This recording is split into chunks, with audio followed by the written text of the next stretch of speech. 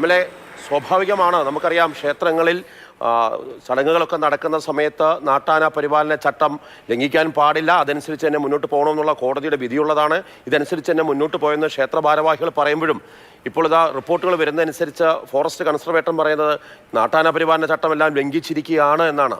ഇത്തരം ചട്ടലംഘനമൊക്കെ അവിടെ നടന്നു കഴിഞ്ഞാൽ എന്ത് നടപടികളാണ് ഇനി നമ്മൾ ചെയ്യുക? പ്രത്യേകിച്ച് മനുഷ്യജീവനുകൾ ചുറ്റും നിൽക്കുമ്പോൾ നാട്ടാന പരിപാലന ചട്ടമൊക്കെ നമ്മൾ പാലിക്കേണ്ടതല്ലേ? അതെ, ചട്ടലംഘനം നടന്നിട്ടുണ്ടോ എന്നുള്ളത് പരിശോധിക്കേണ്ട കാര്യമാണ്. സ്വാഭാവികമായിട്ടും ഇത്തരം കാര്യങ്ങൾ നടന്നുകൊണ്ടിരിക്കുകയാണ്. ഓരോ ക്ഷേത്രങ്ങളിലും ഉത്സവകാലങ്ങളിലായാൽ ഒരുപാട് ജീവൻ അപഹരിച്ചു പോകുന്ന ഒരു സ്ഥിതിയാണ് ഇന്ന് നമ്മൾ കാണുന്നത്. അത് ഓരോ ക്ഷേത്രങ്ങളിലും ഇപ്പൊ കണ്ടുകൊണ്ടിരിക്കുകയാണ്. എന്നിട്ടും ഇതിനെ തടയിടാൻ അവര് തയ്യാറാവുന്നില്ല എന്നുള്ളതാണ്. എന്ന് വെച്ചാൽ അത് ക്ഷേത്ര പരിപാലന കമ്മിറ്റി ആയാലും അതേപോലെ ഇതിന്റെ സംഘാടകരായാലും ഒന്നും തന്നെ ചട്ടലംഘനം നടത്തിയോ എന്ന് എനിക്ക് പറയാൻ പറ്റില്ല. പക്ഷെ ഇങ്ങനെ സംഭവിച്ചുകൊണ്ടിരിക്കുന്നത് എന്താണ് എന്നുള്ളത് പരിശോധിക്കേണ്ടതാണ് എന്നുള്ളതാണ്.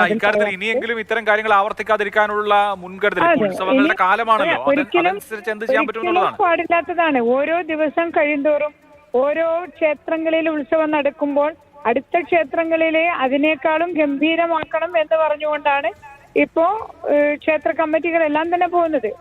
അപ്പോ ഇതിൽ ഒരു നിബന്ധന പാലിച്ചുകൊണ്ട് നടത്തേണ്ടുന്ന കാര്യമാണ്. തീർച്ചയായിട്ടും ഒരുപാട് ജീവനുകൾ അപഹരിച്ചു പോകുന്ന ഇത്തരം പ്രവർത്തനങ്ങൾ നിർത്തിയിട്ട് കൃത്യമായിട്ടും ആ നിബന്ധനക്ക് വിധേയമായിക്കൊണ്ട് തന്നെ ചെയ്യണം എന്നുള്ളതാണ് അതിൽ പറയാനുള്ളത്. അതിന് എന്താണ് കാരണം എന്നുള്ളത് അന്വേഷിച്ച് കാര്യങ്ങൾ ചെയ്യേണ്ടതാണ്. അത് ഇവിടെ മാത്രമല്ല, എല്ലാ ക്ഷേത്രങ്ങളിലും ഉണ്ടാവുന്ന സ്ഥിതി ഇതാണ്. എല്ലാ ഭാഗങ്ങളിലും പരിശോധിച്ച് ചെയ്യേണ്ടതാണ് എന്നുള്ളതാണ് ആ കാര്യത്തിൽ പറയാനുള്ളത്.